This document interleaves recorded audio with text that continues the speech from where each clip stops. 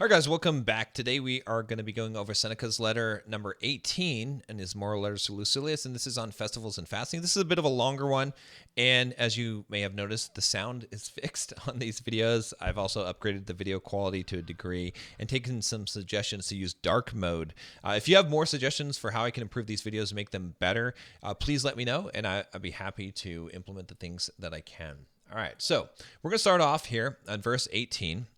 On letter 18, it's called On Festivals and Fasting. In verse 1, he says, "It is the month of December, and yet the city is at this very moment in a sweat. License is given to the general merrymaking. Everything resounds with mighty preparations, as if Saturnalia differed from all of the usual business day. So true is it that the difference is nil, that I regard as correct the remark of the man who said, 'Once December was a month, now it is a year.'" So you could probably relate to this. What's happening here is they have the Saturnalia festival, and obviously we don't have that today, but in December it does seem like every single year Christmas becomes larger and larger, that they start putting up Christmas decorations and Christmas music right after Halloween. And so that's what this quote is saying, is that it seems like it's a year now. It seems like we're always in this festivity because it has gone on for such a long time. So he's going to talk about this here, but just so you have the context. All right. So in verse 2, he said, "If I had you with me, I should be glad to consult you and find out what do you think should be done, whether we ought to make no change in our daily routine, or whether in order to be out of sympathy with the ways of the public, or in order to not be out of sympathy with the ways of the public, we should dine in gayer fashion and doff the toga." Okay. So what he's talking about here is he's saying, look, what should we do? If you were with me, we would talk about this. Should we continue just how we normally dress and operate, or should we, take off our togas and put on some dinner clothes, some fancy clothes, some festive clothes for this festival that's happening right now? All right. He says, "As it is now, we Romans have changed our dress for the sake of pleasure in holiday making, though in former times that was only customary when the state was disturbed and had fallen on evil days." Okay. So what he's saying here is he's saying, like, look, it used to be the case that we would only change our clothes. We'd only, wear these kind of outfits if there was something serious going on. Okay. But now we're doing it just for festivity. Okay. And he's not casting any judgment on this yet. All right. So he's saying here in verse 3, "I am sure that if I know you aright, playing the part of an umpire, you would have wished that we should be neither like the liberty capped throng in all ways," which the liberty capped is basically, if we look at the note here, it's freed slaves. All right. The pileus was worn by newly freed slaves and by the Roman populace on festival occasions. So this was, so he's saying we shouldn't necessarily be like them. Okay. Throng in all ways, so going with the crowd in all ways, nor in all ways unlike them, unless perhaps this is just a season when we ought to lay down the law to the soul and bid it be alone in refraining from pleasure, just when the whole mob has let itself go into pleasures. For this is the surest proof which a man can get of his own constancy, if he neither seeks the things which are seductive and allure him to luxury, nor is led into them. Okay, so we got to break this down. This is it gets a little bit complicated here, but he's saying here this, all right? He's saying, look, all right, if you were here, we talk about this thing, all right? And he's saying that, if you're the umpire, if you're judging this, okay, I pretty much know you, and I think that you would have said that we shouldn't be like these people that are just going crazy celebrating, nor should we be totally unlike them, okay? And he's saying that, unless, maybe this is just a season we ought to just lay down the law to the soul, okay, and bid it alone from refraining from pleasure. So in the sense that maybe we should just like relax a little bit, not worry, like, we can indulge ourselves in some pleasures in this case, okay? Just when the whole mob has let itself go into pleasures, okay? And so he's saying, here's the surest proof a man can get of his own constancy, okay? So if you want to be a person who is constant, who's reliable, who's trustworthy, okay? He's saying if he neither seeks the things which are seductive and allure him to luxury, nor is he led by them. So neither do you go and seek these things, nor does it just because, hey, it's festival time, that you're led into them. So that's what he's saying here. All right.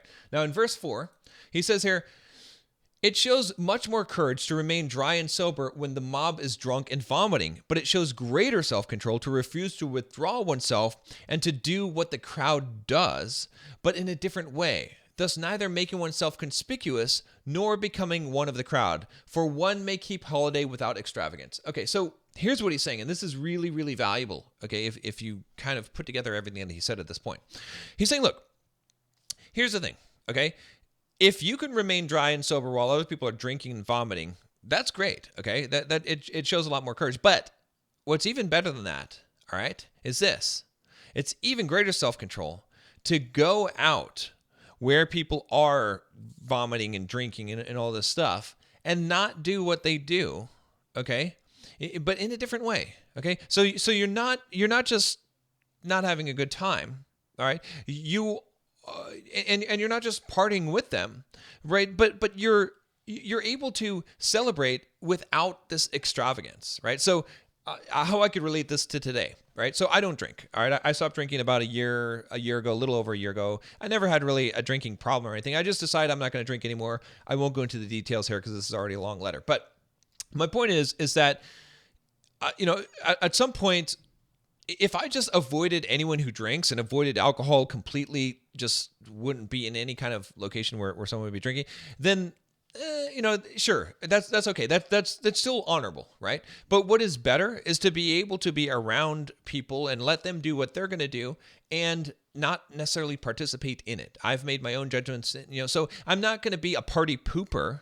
Okay, so when people go and drink, right, or if I'm with people that are drinking, I don't say, oh, you shouldn't drink. Okay, instead, what I do is I have a non-alcoholic beverage. Okay, I have like one of those non-alcoholic things that I forgot what they call mocktails or something like that. Okay, and I'll do something like that. All right, and so that is better, he's saying, than either way. You don't want to just go with the mob and just like go and in total debauchery and just because people are doing it. And at the same time, you don't want to just like shun them and avoid everything and not celebrate. You can celebrate without being a crazy lunatic. Okay. And that's what's really, really valuable here that he's saying. All right. So let's go on here. In verse 5, he says, I am so firmly determined, however, to test the constancy of your mind, drawing from the teachings of great men, I shall give you also a lesson. Set aside a certain number of days during which you shall be content with the scantiest and cheapest fare, with coarse and rough dress, saying to yourself the while, is this the condition that I feared? Okay, so now he's giving a very important lesson. He's given this test or this exercise for you to do. And he's saying that what I want you to do is take a certain number of days every year, okay? And I want you to basically fast, to tone it down to the point where you're living like a poor person. You have no extravagance at all. You have coarse and rough dress, right? You're basically living like someone who's in poverty, all right? And then you can ask yourself this question: is this the condition that I feared? Is it really this bad? Who cares? It's not that bad. I'm fine. All right. That's the idea. Is like to do this exercise. And if you do this exercise, then there's various ways that you could do this today, but depriving yourself of some things to realize that the things you're afraid of, like maybe you're afraid right now of losing your job and not having money and not being able to afford your car and whatever it is. Okay. See what it would be like to live like that. And then see that it's not that bad. All right. In verse 6, he says, it is precisely in times of immunity from care that the soul should toughen itself beforehand for occasions of greater stress. And it is while fortune is kind that it should fortify itself against her violence. Okay. So what he's saying is look, you've heard probably the quote where people say it is better to sweat in practice than to bleed in battle. Right. So that's what he's saying. He's saying, look, when there's good times, you should specifically toughen yourself, all right, for the greater stress that's coming, okay? And, and he says that, and it is while fortune is kind that you should fortify yourself against her violence. So when things are good, so this is essentially the winter is coming, right? The grasshopper and the ants, all right? If you're familiar with that story, the ants were working all during the summer and storing up food, and the grasshopper was just playing on his fiddle. And then when the winter came, the grasshopper, he didn't have anything to eat, and he was starving to death, and the ants helped him out, okay? But the idea is that when there's good times, you should be preparing for the bad. It doesn't mean to be pessimistic. It just means that, look, Winter is coming. Winter always comes, right? There's always seasons in life. No matter how good things are, they will get bad at some point. And now, when things are good, is the time to fortify yourself against the bad times, to put in the training, to put in the exercise. If you practice living in poverty for some period of time, then if it happens or things go bad, it won't be so bad because you'll be prepared for it. All right, so let's move on here. He says, okay. And then he says here, in days of peace, the soldier performs maneuvers, throws up earthworks with no enemy in sight, and wearies himself on gratuitous toil, in order that he may be equal to unavoidable toil.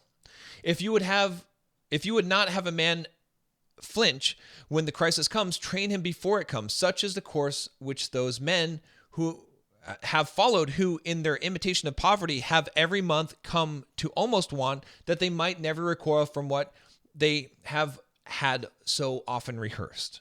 Okay, so there's a lot of ways to interpret this, or to gain wisdom from this, a lot of value here.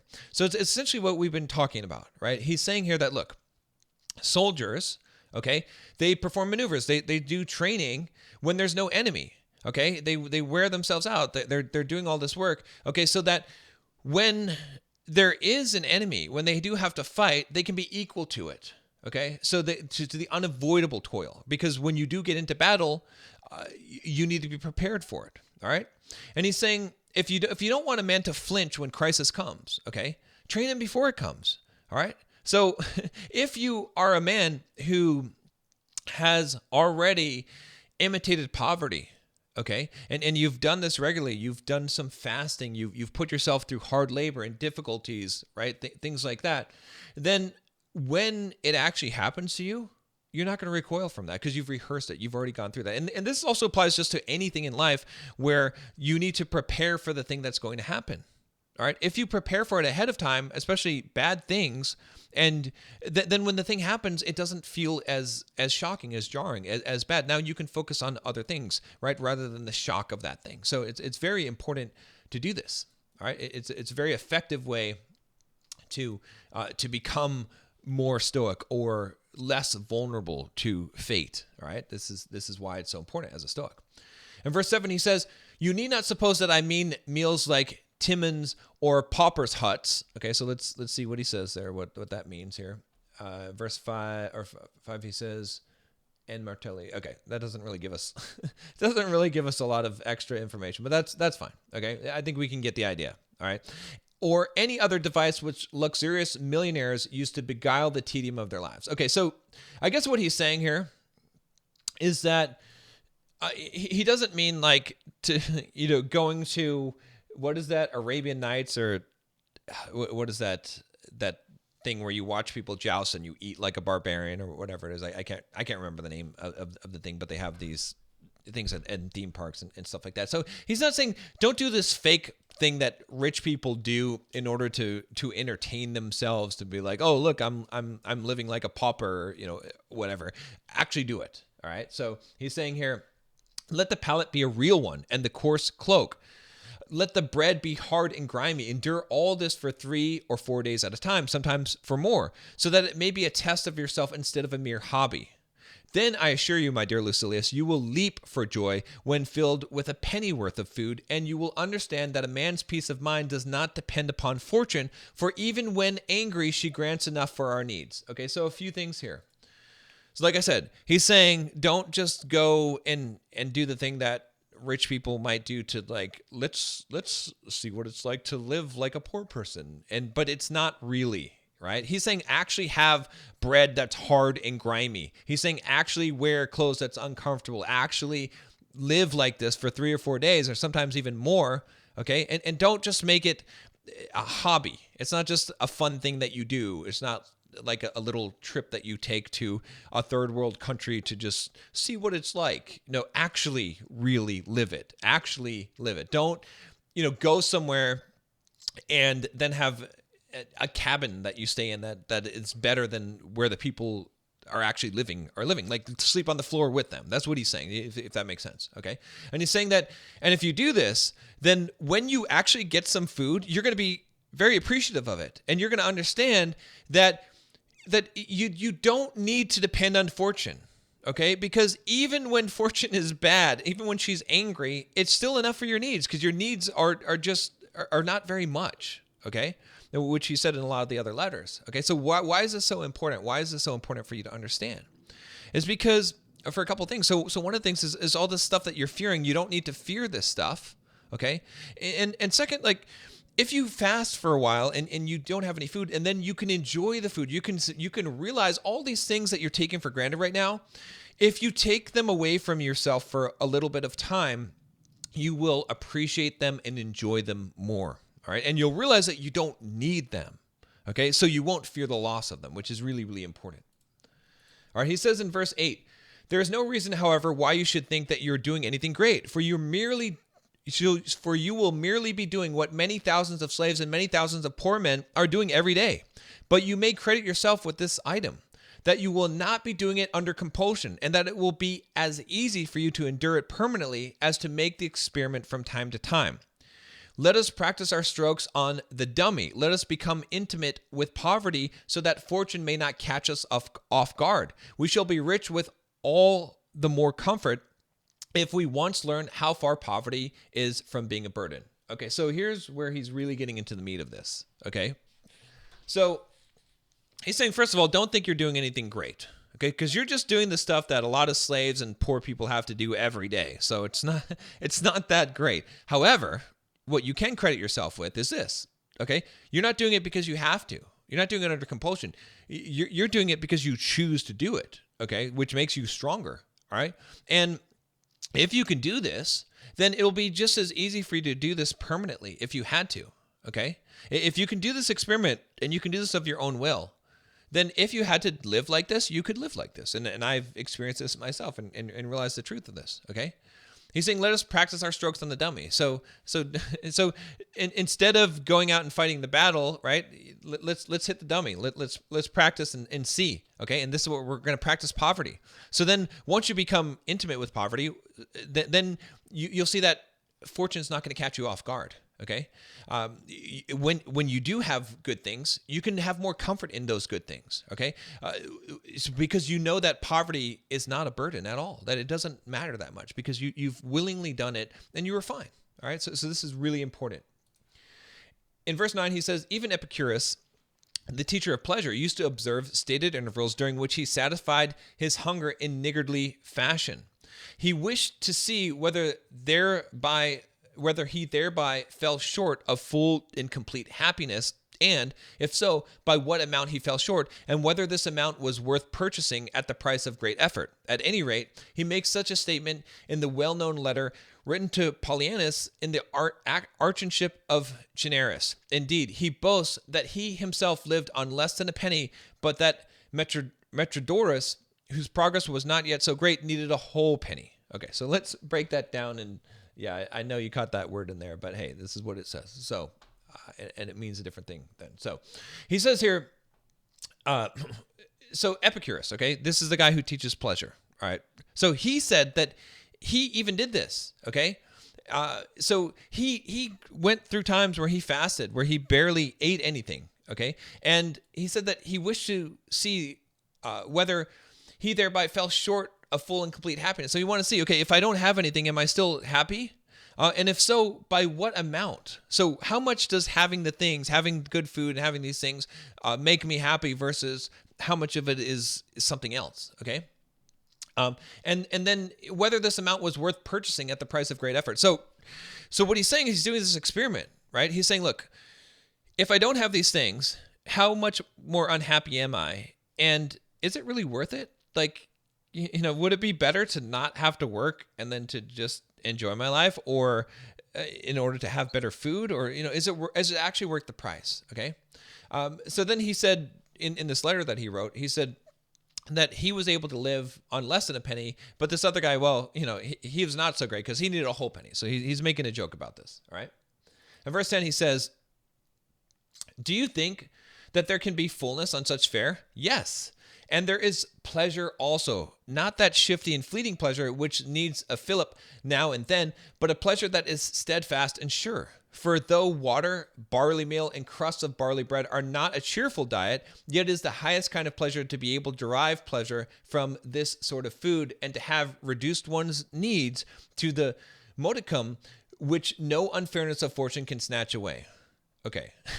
So what he's saying is this. He's like, look, is it true that you can actually be full on such crappy food? Yeah. And there's pleasure in it. Okay. And it's not the kind of fleeting pleasure that you have to keep on getting something in order to feel good. But he's saying that, look, it's an actual steadfast and sure pleasure. It's one that is constant. Okay. It's not that shifty kind of pleasure. Okay. So, and he says, okay, obviously eating, the water, barley meal, and crusts of barley bread, it's not a cheerful diet, right? It's not. Okay. Yet it's the highest kind of pleasure to be able to derive pleasure from this kind of food. Okay. To basically have reduced your needs to a point where fortune can't do anything to you, right? So the equivalent of this is, is like becoming a minimalist. Let's say you became a minimalist and you didn't really need much. And now when you worked your job and you got your paycheck, you had so much left over that you're like, oh, wow. Like you derive so much pleasure from this, knowing that you're living well below your means, that even if you lost your job, you have enough money to live for a long time. Or you could work at McDonald's and you'd be fine because you're already living on so little, right? It's a certain kind of pleasure about that, to know that you don't really need much. Right? So you don't have to fear much because you don't need much. The worst kind of situation to be under is where you have a huge mortgage payment and you have a car payment and you have all of these debts and all these things. And you know that you have to keep on working and you have to keep on working hard and making money. Otherwise, you're going to fall under. Right? And so he's saying when you reduce your needs so much, then there's a pleasure in that. And it's the best kind of pleasure because nothing can happen to you. Fortune can't snatch it away because you're always going to be able to eat some, barely edible food. Like that'll always be available to you. You can dig through trash cans if you need to. Again, it's not to say that you should, but I'm just saying that the more that you reduce the things that you require, the more happy that you're going to be in general. In verse 11, he says, even prison fare is more generous, and those who have been set apart for capital punishment are not so meanly fed by the man who is to execute them. So now you can see how this makes sense, right? So if you can live like this on purpose, then even if you went to prison, you would have good food. You'd consider that better than what you've been practicing, right? So he says, therefore, what a noble soul must one have to descend of one's own free will to a diet which even those who have been sentenced to death have not to fear. This is indeed forestalling this spear thrust of fortune. So if you can make it so that you can live if you can live a life that's worse than a prisoner's life, then you really don't have much to fear, right? Because even if the worst happened, it would be better than what you've already done yourself and put yourself through. And that's why a lot of times I would fast all day long and I would do these hard workouts and I'd be like, look, if I had a hard life, it would be easier than this. It would be, right? Because I'm making my life way harder than anyone's hard life would be, even if they were poor. So, or even if they're a prisoner in this case. He says here in verse 12, so begin, my dear Lucilius, to follow the custom of these men and set apart certain days on which you shall withdraw from your business and make yourself at home with the scantiest fare. Establish business relations with poverty. Dare, O my friend, to scorn the sight of wealth and mold thyself to kinship with thy God. Okay, so he's saying here, look, so do this, actually do this, all right? And you actually do this, all right? Set apart some days where you're gonna practice poverty, okay? Establish some business relations with poverty. In verse 13, he says, for he alone is in kinship with God who has scorned wealth. Of course, I do not forbid you to possess it, but I would have you reach the point at which you possess it dauntlessly. This can be accomplished only by persuading yourself that you can live happily without it as well as with it, and by regarding riches always as likely to elude you. So a few things he's saying here. All right. If you want to be close to God, you have to scorn wealth. But he's saying, like, look, it doesn't mean that I forbid you from having it. You can have wealth. It's fine. Okay. But you have to possess it very loosely, where you don't really care about it. Okay. And this can be accomplished in this way. You have to persuade yourself that you can live as happily with it as without it. Okay. And always regarding riches, that they're likely to not come to you. So this is hard. Can you do this? Can you truly believe that you can be just as happy with money as without money? If you can, then here you go. Then you will be happy. And you have to also believe that it's likely that you're not going to get riches. You're not going to get money. Okay. And if you can believe those things, then there you go. Then you can have this kinship with God. Then you can enjoy a tranquil life, right? This is what he's saying. In verse 14, he says, "But now I must begin to fold up my letter. Settle your debts first, you cry. Here is a draft on Epicurus. He will pay down the sum. Ungoverned anger begets madness. You cannot help knowing the truth of these words, since you have had not only slaves, but also enemies." Okay, so this is the quote he's giving, as payment for this letter from Epicurus, which is ungoverned anger begets madness. All right, and he's saying that, look, you know this is true, because you have had not only slaves but enemies, and you have seen this. You have seen that ungoverned anger. What is the effects of it? In verse 15, he says, "But indeed, this emotion blazes out against all sorts of persons. It springs from love as much as from hate, and shows itself not less in serious matters than in jest and sport. And it makes no difference how important the provocation may be, but into what kind of soul it penetrates. Similarly, with fire, it does not matter how great is the flame, but what falls upon it. For solid timbers have repelled a very great fire. Conversely, dry and easily inflammable stuff nourishes the slightest spark into conflagration. So it is with anger, my dear Lucilius. The outcome of a mighty anger is madness, and hence anger should be avoided, not merely that we may escape excess, but that we may have a healthy mind. Farewell." So here's what he's saying here, okay, which is something that I talk about all the time, is anger is no good. Anger does not do you any good at all, okay? And he's saying that it can come from a lot of things, all right? And it blazes out against people all the time. It can come from love. It can come from hate, okay? From serious things, from jokes, right? And it doesn't matter how important the thing that provoked you to anger is, okay? Or what kind of soul it penetrates into, or who you are. It's like fire, okay? Fire, it doesn't matter how great the flame is, but it depends on what it falls on, right? So there's some timbers that have repelled great fires, okay? But some dry and easily inflammable things, it causes a huge fire. So it's the same thing with anger. So the outcome of anger is madness. So don't even risk it, right? Don't set your anger upon anything. Instead, avoid anger. Okay, because not only is it going to harm people, and Marcus Aurelius says how much more destructive essentially are the results of your anger than the causes of them, which is what he's basically saying here. But it will actually cause you to become mad. It will destroy the healthiness of your mind, right? So, and that's why Epicurus's quote says, ungoverned anger begets madness.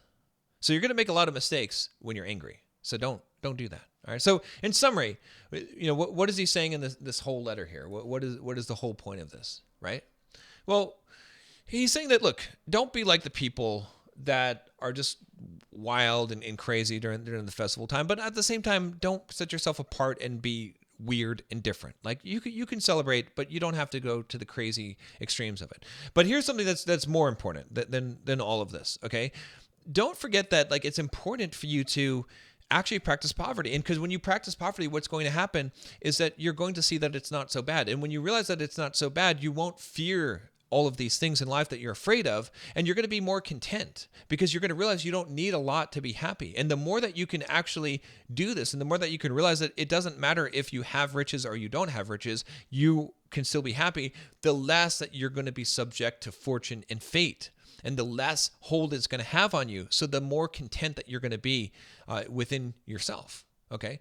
And so that's really the point of this. And then obviously he ends with this idea of anger, like avoiding anger. I'll see you tomorrow.